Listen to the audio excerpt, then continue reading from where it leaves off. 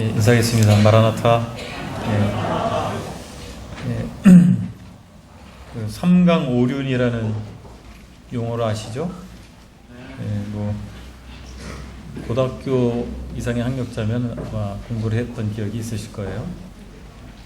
유교의 도덕에서 기본이 되는 세 가지 강령이 이제 삼강이라고 하고, 죄송합니다. 다섯 가지 도리를 오륜이라고 합니다. 여기 입시를 치른 지 얼마 안 되는 분들 기억하십니까? 삼강. 시험에 나오나요? 나왔던 것 같은데, 저희 때는.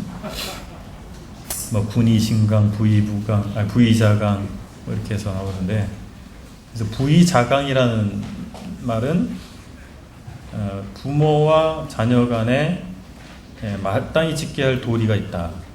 이런 뜻이고, 오륜 중에서 부자유친이 있죠. 부자유친은 부모와 자녀 간에 친밀함이 있어야 된다. 그런 말이죠. 근데 삼강오륜이 땅에 떨어졌다, 이런 말들을 요즘 많이 합니다. 그러니까 유교적 가치, 어떻게 말하면 우리나라의 전통적 도덕관념, 이렇게 얘기할 수가 있는데, 그것이 좀 희미해졌다라고 하는 의미일 것 같아요. 근데 이제 그 중에서 부모에게 효를 하는 것은 굉장히 우리에게 중요한 덕목으로 강조가 되고 있습니다. 우리 민족에게. 그래서 돌아가신 부모님에게도 효를 하려고 하는 행위가 조상제사 지내는 거잖아요. 그게 이제 그렇게 변형이 된 것입니다. 이처럼 부모에게 효하는 것을 굉장히 중요하게 생각하는 것이 우리 민족의 윤리이자 문화입니다. 근데 성경에서도 사실은 그런데 이 부모에게 효를 할 것을 요구하고 있습니다. 십계명 강의 오늘 몇 번째인가요? 네, 5번째입니다. 그래서 제 5계명을 함께 살펴볼 텐데, 제 5계명은 내 부모를 공경하라입니다. 출애굽기 20장을 펴시고요. 20장 12절입니다. 주보에도 인용이 되어 있습니다. 자, 성경에서 말하는 내 부모를 공경하라, 이 십계명에서 말씀하고 있는 이것이 어떻게 우리에게 오늘날 우리에게 하나님께서 요구하는 계명일까 살펴보기를 원합니다. 먼저 부모 공경의 의미 그리고 범위는 어디까지일까 한번 살펴보길 텐데, 원어적 의미를 좀 보면, 원어를 직역을 하면 히브리어로 구약성이 되어 있잖아요. 직역을 하면 이렇습니다. 너희 아버지와 너희 어머니를 반드시 공경하라. 그리하면 너희 하나님 여호와께서 너에게 주신 그 땅 위에서 너희 날들이 길게 될 것이다. 이게 이제 히브리어를 직역을 하면 이렇게 됩니다.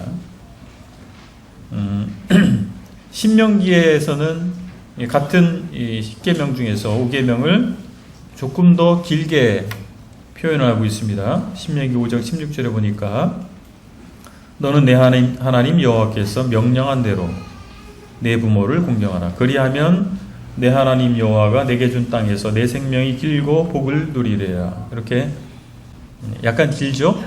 출애굽기보다. 추가된 말을 보면 내 하나님 여호와께서 명령한 대로, 이 말이 추가가 된 거예요. 그러니까 이 계명이 하나님의 말씀에 의한 것이다, 하나님의 계시한 것이다라고 하는 것을 강조해주고 있는 겁니다.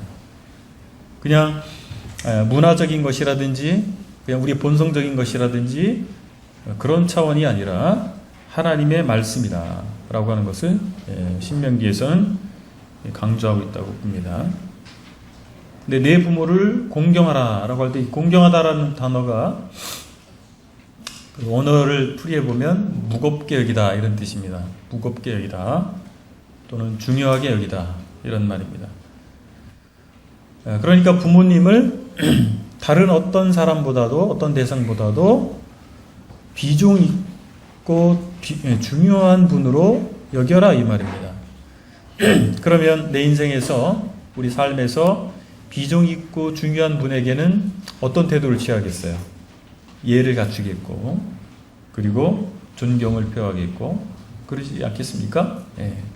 그래서 이 원어적 의미로 보면 부모님을 어떤 다른 사람보다도, 어떤 다른 대상보다도 중요하게 여겨라. 예를 갖춰야 된다. 존경해야 된다. 이렇게 말씀하고 있는 것입니다. 우리가 이 땅에 존재하게 됐을 때 어떻게 해서 존재하게 됐죠? 하나님 창조하셨으니까. 그런데 하나님께서 사람을 지으시고 생육 번성하도록 하셨죠. 생육할 수 있게 하셨어요. 그러니까 아담과 하와를 창조한 하나님이 아담과 하와 안에서 우리 모두를 창조하신 겁니다. 그러니까 아담과 하와가 자녀를 낳았잖아요.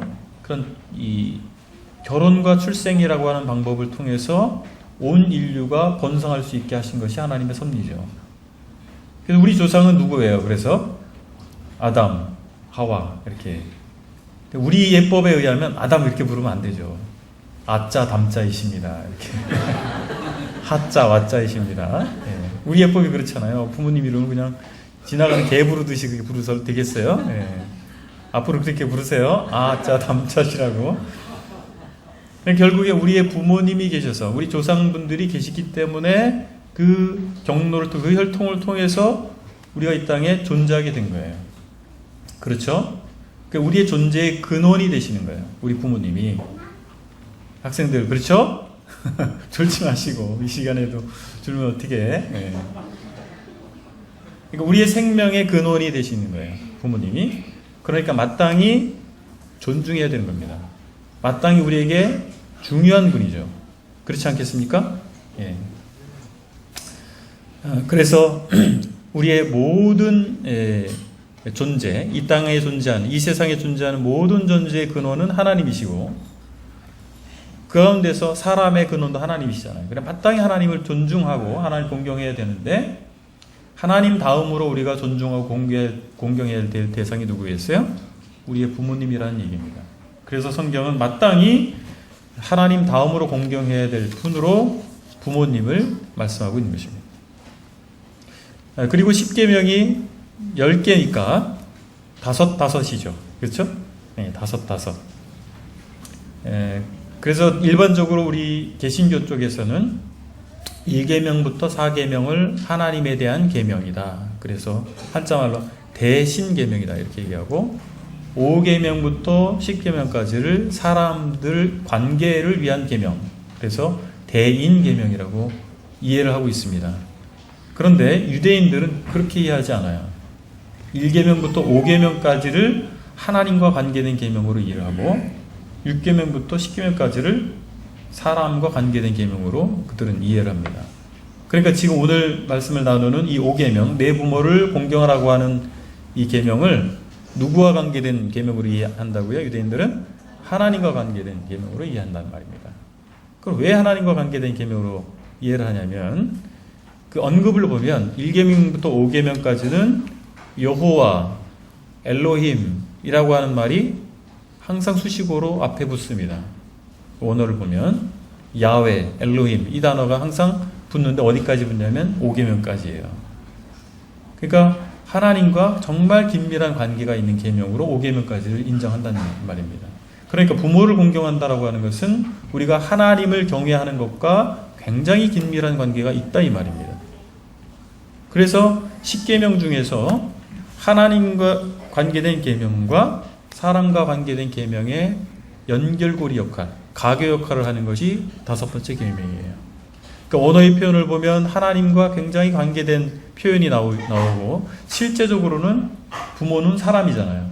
그죠? 네, 그래서 사람과도 관계가 있는. 그래서 10계명의 전반부와 후반부를 연결해주는 가교 역할을 하는 것이 바로 5계명 부모를 경외하라라고 하는 명령입니다. 우리가 사람을 사랑한다고 할 때 내 이웃을 내 몸과 같이 사랑하라. 예수님께서 10계명을 요약해 주셨잖아요. 하나님을 사랑하라. 그리고 사람을 사랑하라. 이렇게 예수님께서 10계명을 요약을 해 주셨는데 그럼 사람을 사랑한다고 할 때 옆집 아저씨, 뒷집 아줌마한테 열심히 참 잘해요. 사랑을 베풀고. 근데 나를 낳으신 부모님을 모른 척 한다면, 존중하지 않는다면 뭔가 문제가 있는 거죠. 심각한 문제가 있는 것이지 않습니까? 그래서 사람을 사랑하는 가장 첫 번째가 부모 사랑이라고 하는 것입니다. 부모님께 대한 존중을 하지 않고 그 다음을 할 수가 없다는 거예요.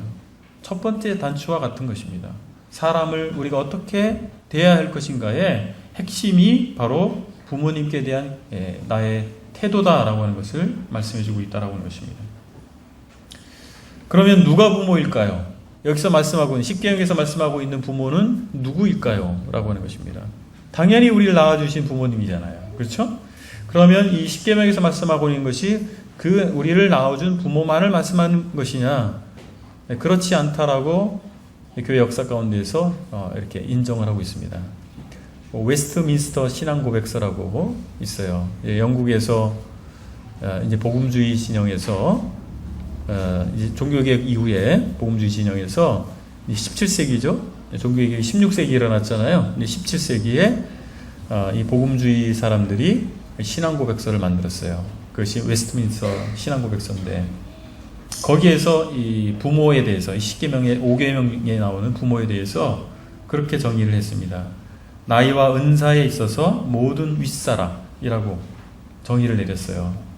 그러니까 우리를 낳아주신 부모님을 포함해서 하나님께서 주신 모든 권위자들, 나보다 위에 있는 권위, 그런 권위자들을 부모라고 정의를 했습니다. 여기에 많은 신학자들이 다 동의를 하고 있습니다. 여기서 말씀하고 있는 부모가 우리의 육신의 부모만을 말하는 것이 아니다 라고 이해를 하고 있습니다. 하나님께서 인간 사회에 권위를 부여하셨습니다. 로마서 13장에도 그렇게 말씀하고 있잖아요. 모든 권세가 하나님으로부터 났다. 부모님도 우리의 권위잖아요. 가정의 권위, 사회에서도 권위가 있잖아요. 국가의 권위가 있고 국가에도 권위자가 있죠. 학교에도 권위자가 있고 직장에도 그렇고 교회에도 그렇습니다. 그래서 모든 권위자를 부모라고 말할 수 있다라고 생각이 됩니다. 그래서 모든 권위의 시작점은 어디일까요? 바로 부모와의 관계입니다. 그래서 부모와의 관계에 문제가 있는 사람이 직장에서 직장 상사와 관계가 좋지 못합니다. 그리고 교회에서 교회의 권위자들, 인도자들과 관계가 좋지 않아요. 그렇게 연결이 됩니다. 그래서 나와 부모의 관계는 그래서 모든 권위와의 시작점이기 때문에 중요한 것입니다. 우리 권위하면 또 평등이란 말을 또 상충된 말로 이해하고 있지 않습니까? 지금 우리가 살고 있는 시대가 학자들이 그렇게 얘기합니다. 포스트 모더니즘의 시대다. 좀 어려운 말인데 후기 근대 시대다. 이런 얘기를 합니다. 이렇게 요약하면 무슨 얘기냐면 감성이 첫 번째로 중요하다. 그리고 권위를 부정하는 그런 시대라고 요약할 수가 있습니다. 감성주의, 권위를 부정하는 시대. 이런 것이 이제 포스트 모더니즘의 특징인데 그러다 보니까 우리 사회에서 좀 권위적인 모습을 취한다든지 그런 것들에 대해서 반발을 하는 게 있어요. 여러분들 그렇지 않으세요? 뭔가 이렇게 권위적인 모습을 보이면 막 마음에서 막 올라오죠. 그것이 뭐냐면 우리가 살고 있는 시대가 그런 의식이 지배하고 있는 시대이기 때문에 그래요. 그렇다면 우리가 우리 민주주의 국가지 않습니까? 그죠? 여러분 독재주의 국가를 원하세요? 민주주의 국가를 원하세요? 네, 민주주의가 좋은 거죠. 그럼 민주주의는 권위를 부정하는 체제일까요? 권위를 인정하는 체제일까요? 어떠세요? 권위를 갑자기 헷갈리시나 본데? 우리가 선거를 통해서 주권은 국민에게 있잖아요. 선거를 통해서 권위자를 선출을 하는 겁니다. 권위자라는 뭐예요? 법을 집행해 주는 사람이죠. 그런 사람들이죠. 정당에 투표를 하고 대통령이라든지 국회의원이라든지 또 지자체 단체장을 뽑을 때 우리가 투표를 하잖아요. 그렇죠? 우리가 위임을 해주는 겁니다. 권위를 위임해 줬단 말이에요. 그러면 그 사람에게 권위가 있겠어요? 없겠어요? 있는 것이죠. 위임했다는 말은 그 사람의 권위를 이제 인정하겠다 이 말입니다. 그 과정을 통해서 선출된 사람에게 권위를 인정해 주겠다라고 하는 것이 민주주의예요. 근데 이것을 오해하는 분들이 많이 계세요. 그래서 권위를 인정해 주겠다고 뽑아놓고도 인정해 주지 않으려고 하면 어떻게 되겠어요? 굉장히 혼란스러워지는 것입니다. 저는 가끔씩 TV 보도를 보다 보면 파출소나 지구대 이런 데 가서 취객 아시죠? 네. 술 취한 사람이 가서 난동을 피우는데 경찰관들이 쩔쩔매고 이런 모습을 보면 야, 이게 참 이렇게 됐어야 되겠나 이런 생각이 듭니다. 공권력을 우습게 여기는 풍조가 되어 있고, 그러고도 뭐 오히려 인권이라는 말로 정당화하려고 하는, 인권을 강조하는 것은 나쁜 건 아닙니다. 하나님이 주신, 사람에게 주신 존중받을 수 있는 권리가 있는 것이죠. 그럼 그것이 지나쳐서 권위를 부정해버리면 어려워지는 것이죠. 학교에서도 선생님들이 어려운 것이 뭡니까? 교권이 인정받지 못하는 학생들로부터. 그래서 저는 그런 생각이 들어요. 선생님 되기를 좋아하잖아요. 우리 자녀가 선생님 되기를 원하는 부모님들 많잖아요. 참 직장이 안정돼 있고 방학도 있고 참 좋은 직장이다 이렇게 생각하시는데, 저는 그렇게 생각하지 않아요. 정말 극한 직업 같아요, 선생님이. 아이들이 그 권위를 인정받으면, 저희 때는 당연히 선생님이 체벌을 하면 당연히 맞는 거지 이렇게 생각했지만, 요즘에는 뭐 재수하겠다 그러고 고발하겠다 그러고 그런다고 들었습니다. 이거 참 어려우실 거예요. 옛날 말로 선생님 뭐는 개도 안 먹는다 말 있는 것처럼 알아들을 분은 알아들으시죠. 그 속이 다 썩어가지고 그렇다는 얘기죠. 그래서 5계명은 육신의 부모를 넘어서 하나님이 지상 대리인으로 주신 모든 권위자들에게 그들을 존중하라 라고 하는 계명으로 우리가 이해할 수가 있겠습니다. 그렇다면 우리는 권위자이기도 하고 또 그 권위를 존중해야 될 사람이기도 합니다. 그래서 먼저 이 땅의 부모로서, 아직 부모가 안 된 분도 계시지만 권위자이기도 하실 거 아니에요. 이 땅의 부모로서 우리는 어떻게 해야 할 것인가 라고 하는 부분을 생각해 보고 싶습니다. 유교에서 말하는 효도가 있죠. 그러면 성경에서 말하는 효도와 같으면서도 다른 게 있어요. 유교에서 말하는 효도는 어떻습니까? 그 개념 자체가 인간이 맨 처음으로 인연을 맺게 되는 첫 번째 인연이라는 거예요. 부모와 자녀의 관계가. 그렇기 때문에 그 부모에게 인으로서 대해야 된다. 이것이 이제 유교의 효라고 하는 개념의 근원입니다. 성경에서는 어떻게 가르칩니까? 부모는 하나님의 대리인이다. 그렇기 때문에 존중해야 된다. 이것이 성경의 가르침입니다. 그래서 유교에서 말하는 효도는 모든 착한 일의 근본입니다. 그러나 성경에서는 하나님의 법의 밑에 있는 거예요. 효도라는 것도 하나님의 법 아래에 있는 것이지 그것을 넘어설 수 없어요. 근데 유교에서는 모든 선한 것의 근본이 효라고 얘기합니다. 자, 그럼 여기서 이제 중대한 차이가 발생하게 되는 거예요. 유교에서는 이렇게 얘기합니다.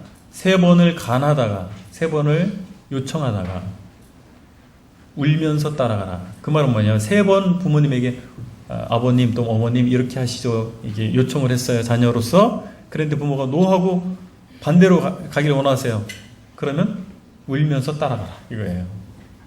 분명 내가 옳다고 생각하는 것이지만 3번 요청을 했을 때 부모님이 노 했으면 부모의 뜻을 따라가라. 이거예요. 이게 유교에서 말하는 효입니다. 성경에서 말하는 효는 무엇입니까? 주 안에서 공경하라 이거예요. 에베소서 6장에서 말씀하고 있죠. 주 안에서 공경하라. 제한이 반드시 있다라고 하는 것입니다. 자, 보세요. 유교에서는 비록 내가 선이라고 생각하는 것이 있다 할지라도 부모의 뜻이 먼저가 되는 겁니다. 이해하시죠? 그러나 성경에서 말하는 효는 하나님의 법이 먼저예요. 하나님께서 말씀하시는 기준이 먼저인 것입니다.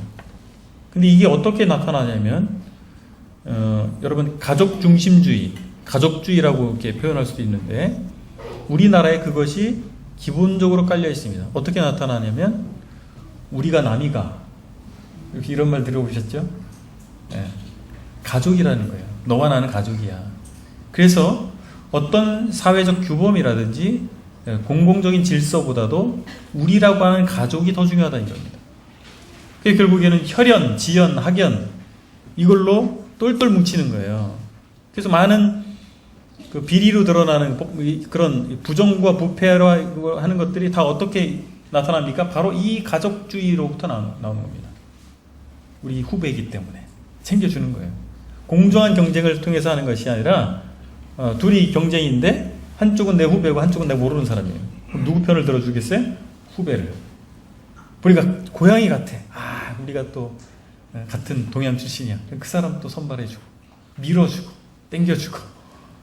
또 혈연이 있어요. 보니까 이 보니 같아. 어디 방 가세요? 이렇게 물어보는 거죠. 그죠? 김씨면 본이 어디세요? 그 이유 하나만으로 또 밀어주는. 이게 가족주의입니다. 이게 이제 유교적 효의 개념으로부터 출발했다고 보는 것이죠. 그러니까 성경은 그렇지 않습니다. 하나님의 법이 먼저예요. 그래서 이 유교적인 효를 바탕으로 한 가족주의는 정의가 서기가 어렵습니다. 가족이 우선이기 때문에. 그러나 성경적인 효, 성경에서 말하는 가족, 이것은 하나님의 법, 정의가 우선한다라고 하는 것입니다.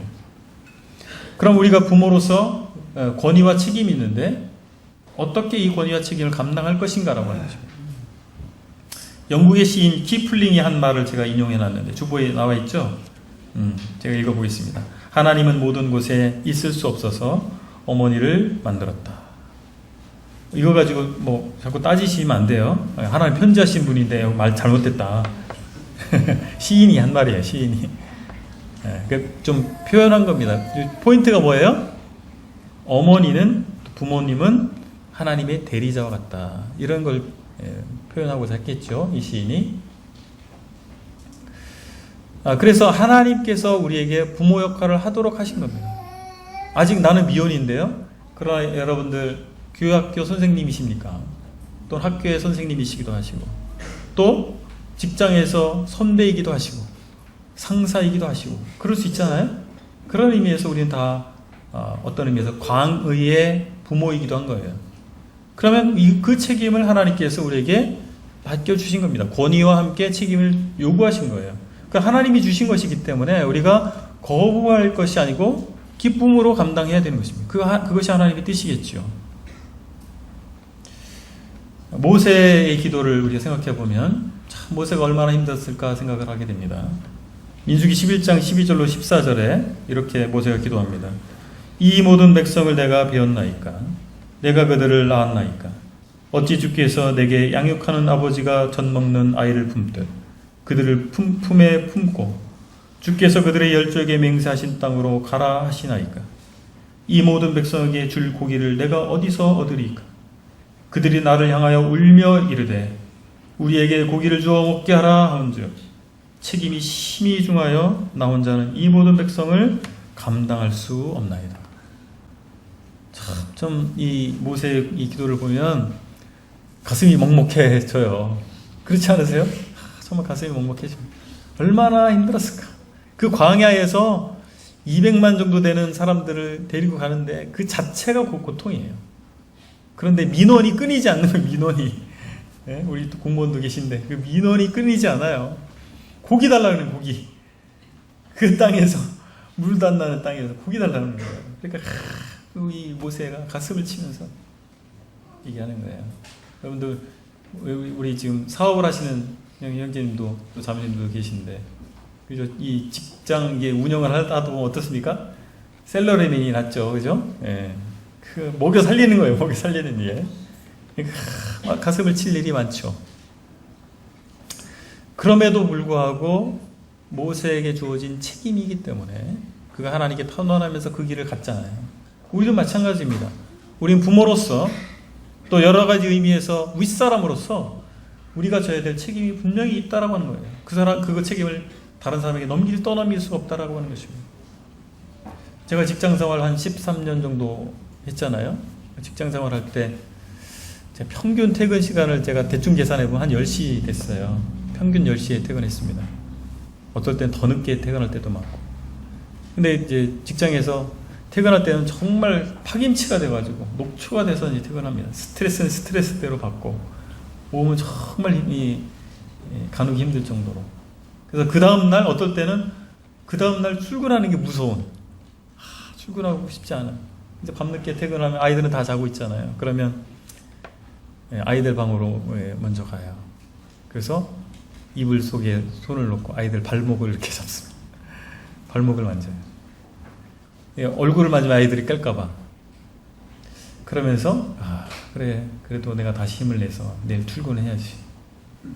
그런 경험 있지 않으세요? 형제님들? 이 땅의 아버지들 그렇게 살고 있습니다. 그러면서 야, 우리 아버지도 이러셨겠구나, 그런 생각을 하는 것이죠. 우리가 정말 감당할 수 없을 것 같은, 정말 슈퍼맨이 되어야만 될 것 같은 이 땅의 아버지들이 그렇게 살고 있지 않습니까? TV 프로그램도 있더라고. 슈퍼맨이 돌아왔다 그래가지고 하루 동안인가 이렇게 애 맡아서 돌보는 그런 프로가 있더라고요.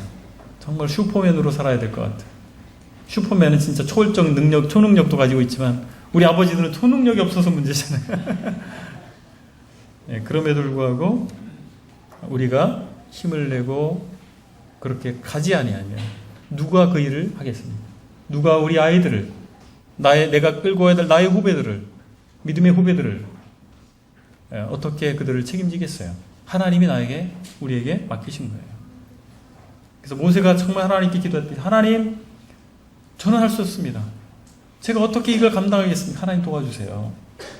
그러면 모세와 함께 하신 하나님께서 오늘날 우리들에게, 오늘날의 부모들에게 함께 하시리라고 믿습니다. 또한 우리가 생각해 봐야 되는 것은 우리 위에 상전이 있다라고 하는 것입니다.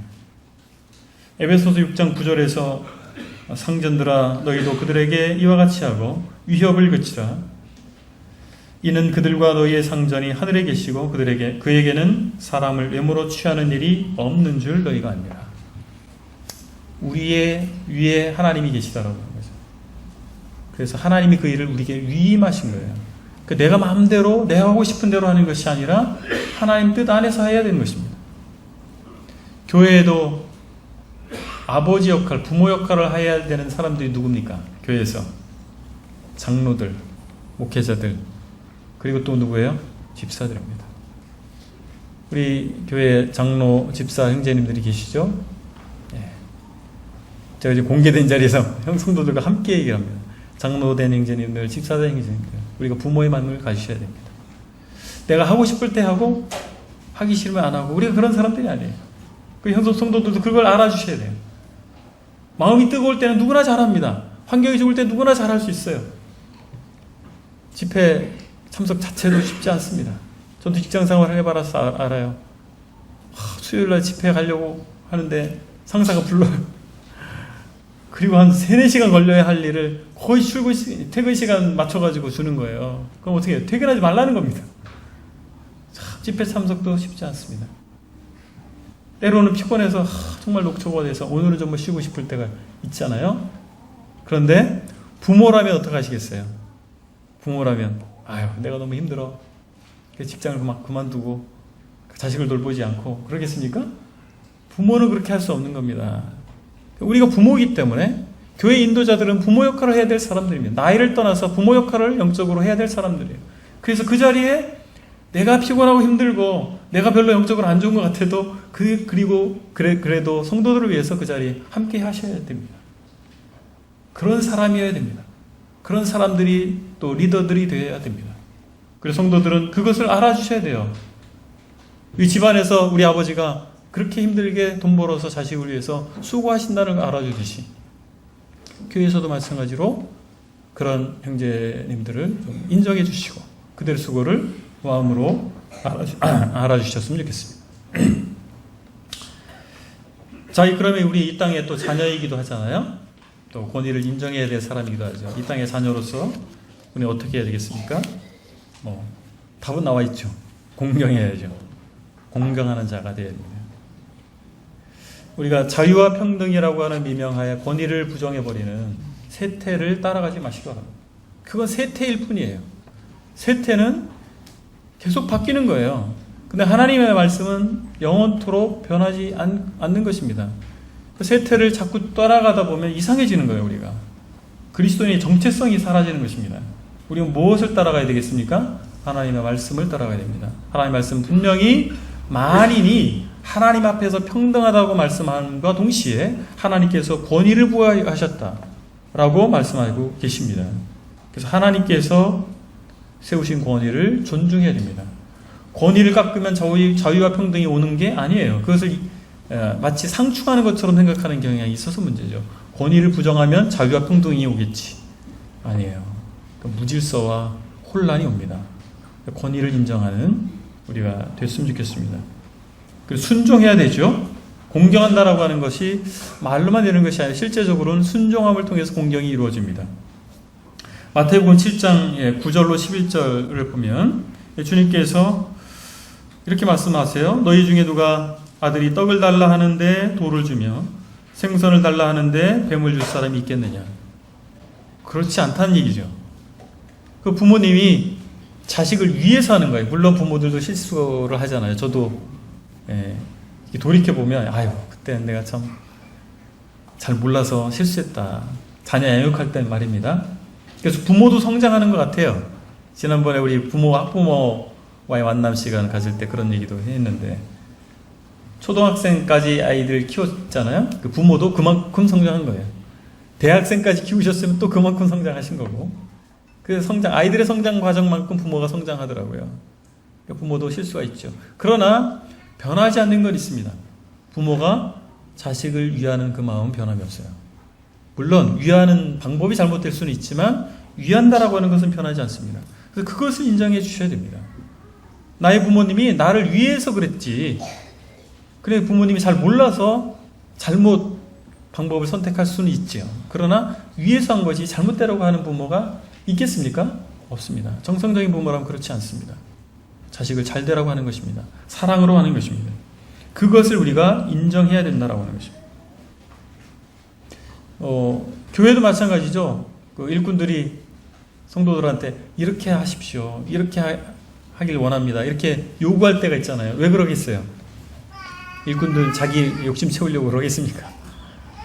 성도들을 위해서 그렇게 권하고 요청하는 것입니다. 그래서 따라주시면 좋아요. 나를 위해서 한다. 물론 일꾼들도 실수가 있죠. 그러나 일단은 우리가 그 권위를 인정한다라고 하는 것은 따라주는 거예요. 함께 해주는 것입니다. 동쪽으로 갑시다. 그런데 나 혼자 서쪽으로 하겠어. 그러면 어떻게 되겠어요? 어려운 거예요. 내 생각에 동쪽이 그렇게 썩 마음에 내키진 않지만 그래도 우리가 동쪽으로 가자고 하니까 같이 가보는 거예요. 같이 가주는 것입니다. 그래서 순종한다라고 하는 것은 겸손하지 않으면 불가능한 것입니다. 겸손이 뭡니까? 자기 마음을 낮추는 거죠. 내가 오라. 저 사람 잘못됐어. 그런 태도는 겸손하다고 볼 수가 없는 거예요. 자기가 옳다라고 생각하는 사람은 결코 다른 사람 뜻대로 따라갈 수가 없습니다. 겸손해지셔야 돼요. 우리가 주님 앞에서 부모님에게 또 직장에서나 학교에서나 교회에서나 우리 권위자들에게 겸손할 필요가 있습니다. 특히 한국 사회에서는 겸손하지 않은 사람들에 대한 이런 반발하는 마음이 누구에나 다 있어요. 그거를 잘 생각해 보셔야 됩니다. 그래서 직장에서 저도 참 그런 실수를 많이 했어요. 직장 상사가 보니까 잘못된 거예요. 제가 볼 때. 그래서 그냥 들이받는다 그러죠. 막 들이받아가지고 뭐 좋아할 사람이 하나도 없고 결국에는 그 문제를 올바른 방향으로 가지도 못하고 다툼만 일어나 갈등만 일어나더라고요. 이거 옳은 방법이 아닙니다. 참 겸손한 태도를 가지고 참 지혜롭게 조언하고 그렇게 할 필요가 있겠죠. 자, 그러면 마지막으로 부모 공경의 축복을 우리가 기억해야 되는데 분명히 하나님께서 부모를 공경하라 말씀하시고 복을 주시겠다고 하셨는데 어떻게 된다고 그랬죠? 내 생명이 길고 복을 누린다. 신명기에 보니까 내 생명이 길고 복을 누린다 이렇게 말씀하고 있어요. 장수가 고대 사회에서 얼마나 큰 복이었는가. 조선시대 중기라고 알고 있는데 중기의 평균 수명이 40몇 살이었답니다. 한국 조선 사람들의 평균 수명이 40몇 살이에요. 그러니까 환갑이 정말 큰 잔치예요. 60, 그죠? 만 60이잖아요. 만 60이 큰 잔치예요. 정말 장수한 거예요. 복을 누렸다 이거예요. 하늘이 복을 줬다. 그래서 60까지 살았다 이 말입니다. 그래서 환갑잔치가 있었잖아요. 그죠? 그러니까 이 고대 사회에서 장수는 곧 복이에요. 축복이에요. 그래서 어떤 사람이 참 오래 살았어요. 그럼 하나님이 복 주셨다. 이게 유대인들의 관념이었던 것입니다. 그런데 흥미로운 것은 이것이 단순히 오래 사는 것만이 아니라고 하는 거예요. 그 말씀에서 뭐라고 합니까? 생명이 길고 복을 누린다 이 말입니다. 여러분 100세까지 사는데 80세부터 병실에서 요양원에서 그냥 누워서 꼼짝도 못하고 100세까지 살았어요. 그렇게 사는 게 복이라고 생각하지 않잖아요. 그렇죠? 예. 반드시 이 붙는 수식어가 있어요. 복을 누린다라고 하는 거예요. 단순히 오래 사는 게 아니라고 하는 거죠. 물론 장수는 축복이라고 하는 것이 인지상정이었고 고대 사회에서 그렇지만 축복이다. 축복을 누리면서 복을 누리면서 사는 것이다라고 약속해 주신 것입니다. 여러분들 함께 사는데 갈등이 막 있고 계속 서로 어려움이 있고 그래요. 그러면 광야에 가서 혼자 사는 게 낫다고 잠언에서 말씀하잖아요. 그죠? 광야에 가서 혼자 사는 게 나아요. 광야가 얼마나 살기 어렵습니까? 외롭고 그 갈등하고 한 집에서 사는 것보다는 그렇게 사는 게 낫다. 이 갈등이 있는 삶은 얼마나 어려운 삶이에요. 그죠? 그러니까 하나님께서 주신 계명, 부모를 존중하고 이렇게 사는 사람은 부모 자식 관계가 어떻겠어요? 좋겠죠. 모든 인간관계 첫 번째가 부모 자식 관계입니다. 여기서부터 좋아지면 다른 관계도 좋아지는 것입니다. 그렇게 살아갈 수가 있는 거예요.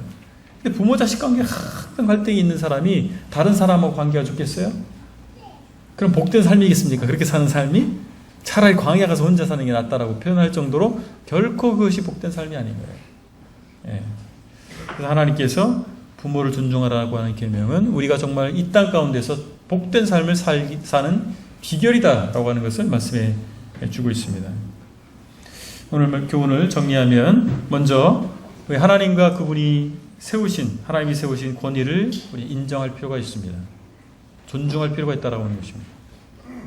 그것이 말로만 되는 것이 아니라 그들에게 순종할 때 가능한 것이고 마음속에로부터 나오는 존중을 표시할 필요가 있다라고 하는 것입니다.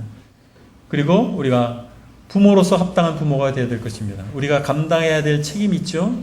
마땅히 그것들을 잘 생각해 보시고 우리 삶의 현장에서 교회 생활을 통해서 우리가 부모로서 선배로서 윗사람으로서 어떤 삶의 태도를 취해야 할 것인가. 부모가 하는 말을 따라가지 않고 자녀가 무엇을 보고 배운다고요? 부모의 행동을 통해서 배운다는 겁니다. 그래서 우리는 어찌하든 간에 세월을 먹고 이렇게 되면서 선배가 되고 싶지 않은데 선배가 되어버렸고 윗사람이 되고 싶지 않은데 윗사람이 되어버렸단 말이에요. 사회에서나 교회에서나 마찬가지입니다. 그럼 어떻게 하셔야 돼요? 말만 잘하는 사람이 아니라 정말 본을 보이셔야 됩니다. 그것이 우리의 책임이에요. 부모로서 내가 원튼 말하지 않든 간에 그 자리에 와 있기 때문에 부모가 돼버렸잖아요.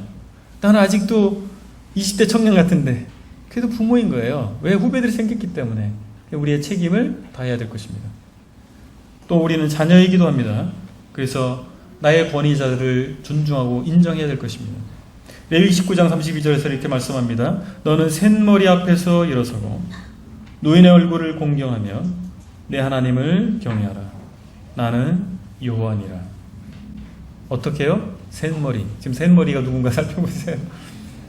저도 반백인데 염색을 해서 그래요. 염색을 하지 말까. 셋머리 앞에서 일어선다고 하니까 정말 이 말이 그냥 세치가 많은 사람이 아니잖아요. 세월을 먹은 그들을 존중하라고 하는 것입니다. 잠언 16장 31절에도 이런 말씀이 있습니다. 백발은 영화의 면류관이라 의로운 길에서 얻으리라. 영화의 면류관이에요. 면류관을 얻은 거예요. 그 머리가 하얘지신 우리 분들 성도님들 면류관을 하나님으로부터 받은 거예요. 이 땅 가운데서 그 삶을 살아오신 거예요. 그건 하나님 주신 영광입니다. 의로운 길에서 얻는 것입니다. 백발은 얻어지는 거예요. 그냥 뭐 이렇게 해가지고 사다리 타가지고 백발 되시지 않았잖아요. 그죠? 수십 년의 인생의 경험이 있는 거예요. 그 길을 걸어오신 겁니다. 그러니까 우리가 그들을 존중할 필요가 있는 거예요. 책을 통해서 학교를 통해서 배울 수 없는 것은 우리 인생을 통해서 배웁니다. 그들이 그런 것들을 감내하고 살아오셨죠. 이 나라를 우리가 이 정도 잘 살게 된 것은 하나님의 은혜인데 또 수고한 사람들이 있죠. 우리 어른들이 있고 또 이 교회가 40여 년을 이 지역에서 복음을 전하고 이렇게 모일 수 있도록 됐던 것은 무엇입니까? 이 서청주교회를 지켜온 분들이 있는 거예요. 그들을 인정해야 되는 것입니다. 때로는 그때는 배움이 부족했어요. 또 지혜가 부족했어요. 그런 것들이 있을 수 있잖아요. 그러나 더 많은 것들이 제공되는 현실 가운데 있는 우리가 너무 쉽게 과거의 사람들을 폄하해서는 안 됩니다. 그들을 존중할 필요가 있다라고 하는 거예요. 그러니까 선후배가 서로 피차 존중하고 따라주고 이렇게 될 때 우리 교회가 얼마나 아름다운 교회가 되겠으며 우리 사회가 얼마나 건강한 사회가 되겠습니까? 서로를 존중하는 우리가 됐으면 좋겠습니다. 기도하시겠습니다. 아버지 하나님, 하나님께서 저희 부모 되신 것을, 저희 아버지 되신 것을 감사합니다. 또 저희에게 육신의 부모를 주셔서 감사합니다. 또 저희에게 사회에서 교회에서 권위자들을 주신 것을 감사합니다. 아버지 하나님, 이것이 하나님의 섭리이고 이 하나님의 섭리에 저희가 순종하게 될 때 하나님의 복이 저에게 임할 것을 인해서 감사를 드립니다. 아버지 하나님, 권위를 부정하는 세대에 우리가 살고 있습니다. 우리가 세대를 따라갈 것이 아니라 하나님의 말씀을 또 하나님의 뜻을 따라가는 저희들이 될 수 있기를 원합니다. 아버지 하나님, 저에게 주신 육신의 부모님들이 건강하게 축복하시고 아버지 하나님, 그들이 그리스도 안에 없다면 그리스도 안에 있게 하시고 또 그리스도 안에 있는 우리 어르신들이 나머지 생애 가운데 보람된 생애를 또 건강을 누리시다가 좀 하나님의 품에 안기실 수 있도록 은혜 베풀어 주시기 원합니다. 감사하며 예수 그리스도 이름으로 기도했습니다. 아멘.